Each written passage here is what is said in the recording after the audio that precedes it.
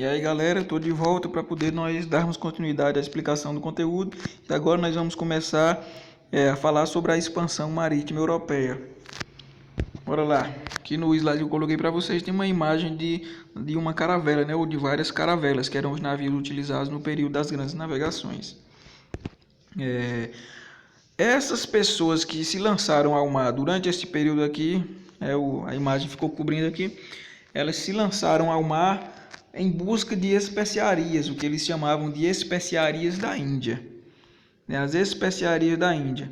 Por que eles fizeram isso? Eles não tinham como chegar até essas Índias, como eles chamavam. Tinham, antigamente, antes do período das grandes navegações, os comerciantes eles se deslocavam por terra, mas ali passavam pela cidade de Constantinopla. Só que com vocês viram lá no sexto ano, quando estudaram o Império Romano, a cidade de Constantinopla era a capital do Império Romano do Ocidente. E ela foi tomada em 1453 pelos turcos otomanos.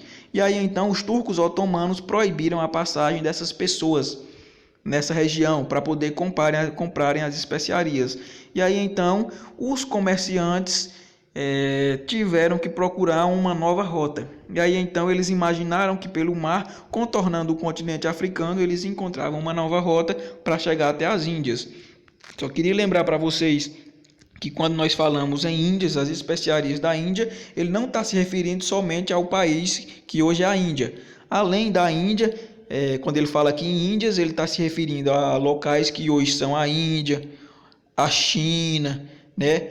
E aquelas ilhas que ficam próximas ali, o Japão, né? Aquelas ilhas que ficam ali na Ásia e na Oceania, né? A região das Índias. Viu? Então eles tiveram que procurar uma nova rota porque os turcos otomanos proibiram a passagem dos comerciantes lá por aquela região. E o que seriam essas especiarias da Índia? Eles eram atraídos pelas especiarias da Índia, os comerciantes europeus, mas o que eram essas especiarias tão valiosas? Se essas especiarias tão valiosas na época são coisas que hoje, atualmente, elas não têm um grande valor. Como, por exemplo, se vocês observarem aqui no livro de vocês, no slide que eu mostrei para vocês aqui, as especiarias da Índia nada mais eram do que esses temperos aqui, canela, cravo, noz moscada, pimenta, gengibre, essas coisas eram as especiarias da Índia. Além dessas especiarias da Índia, esses comerciantes europeus eles também iam até as Índias atrás, é claro, de pedras preciosas e de outros produtos de luxo, como cerâmicas. Outros produtos eram o que eles queriam, além das especiarias. É claro que as especiarias elas eram bastante visadas, por um simples motivo. Atualmente, todo mundo, ou quase todo mundo, em quase toda casa, existe uma geladeira. E aí, então, para conservar os alimentos, você coloca esses alimentos na geladeira. Simples. Só que nessa época aqui, como não existia esse utensílio para conservar os alimentos, ou pelo menos para diminuir o odor, o gosto ruim dos alimentos, as especiarias elas eram utilizadas com essa finalidade. Então, por esse motivo, as especiarias da Índia elas eram produtos bastante procurados e muito caros no mercado europeu. Os interesses na expansão marítima. A nobreza tinha interesse, a igreja também, e a monarquia, claro, que não ficava de fora. Como eu já falei para vocês lá na época, na parte que nós estávamos revisando o Estado moderno europeu, duas classes emergiram aqui, ou pelo menos ganharam mais força, ou uma no caso, porque o rei ele já era forte, ele apenas aumentou o seu poder, mas a burguesia ela não era tão forte assim. E aí a burguesia ela se uniu ao rei e eles dois financiaram as grandes navegações. Mas o que eles queriam? A nobreza, quando ele está falando de nobreza, ele está se falando daquelas pessoas que eram descendentes dos senhores feudais, a nobreza da terra, os grandes fazendeiros. Eles estavam desprovidos de terra, ou seja, tinham pouca terra e enfraquecidos economicamente.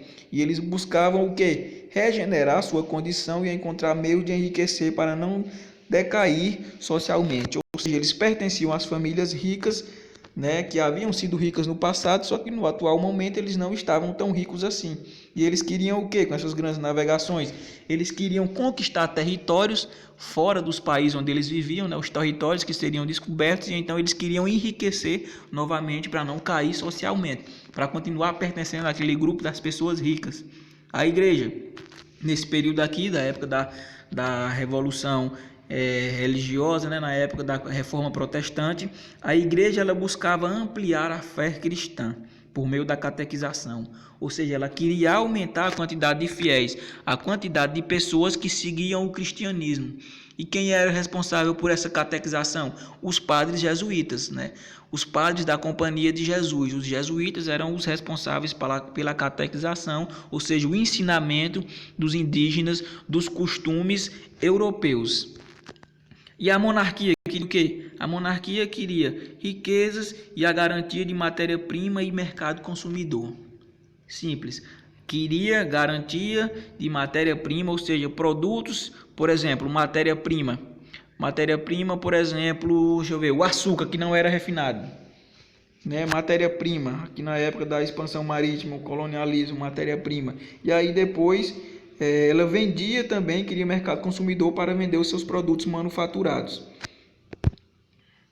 Os avanços da ciência, é claro que contribuíram, como por exemplo a matemática, a astronomia e a cartografia. A cartografia é a ciência que estuda os mapas. Né? A matemática, a astronomia e a cartografia facilitaram esse desenvolvimento marítimo que ocorreu na época das grandes navegações. O conhecimento dos caminhos marítimos dependia do exame atento e do cálculo da posição do Sol e das estrelas. Para isso foram aperfeiçoados vários instrumentos como a bússola, o astrolábio e o quadrante. Tudo isso para, digamos que, facilitar ou dar uma melhor condição para os comandantes dos navios, para que eles conseguissem chegar até o seu destino.